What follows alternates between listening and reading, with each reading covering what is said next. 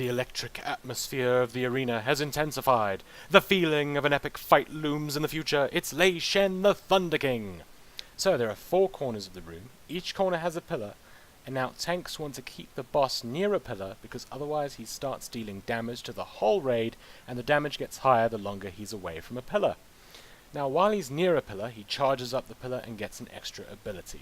The main thing you want to do is move the boss to the next pillar before the energy bar on the pillar fills up, otherwise it will level up and make life harder than it needs to be. So just move the boss every so often to a new pillar and life should be good. If you see a circle of electricity, it's probably thunderstruck, which you should get away from, as the further you are from it, the less damage it does to you. And if you get hit by it too close, it will probably one-shot you. The next thing is the boss will use Decapitate on the tank. The other tank should then taunt, and the tank with Decapitate should run far away from Lei Shen until it hits. If you don't run far enough away, it will probably kill you. If you see a player with Static Shock, they'll probably also have an arrow above their head and a purple ring around them. You should stack up with that player, and players with the Static Shock should try and get stacked up with other people inside the ring. When inside the ring, the damage is split, but if nobody is coming into your ring, then use a cooldown so that you don't, die. On the East Conduit, players should spread out and kill adds. If somebody is overcharged, when they are usually become super big, and you have 2 choices: either cuddle up with them or run really far away, because they're going to pulsate a massive wave of energy that will stun you, but you can either avoid it by being far away or by being right on top of the person. You will also encounter bouncing bolts, which you should try to get to hit you by standing in the swirly thing on the ground.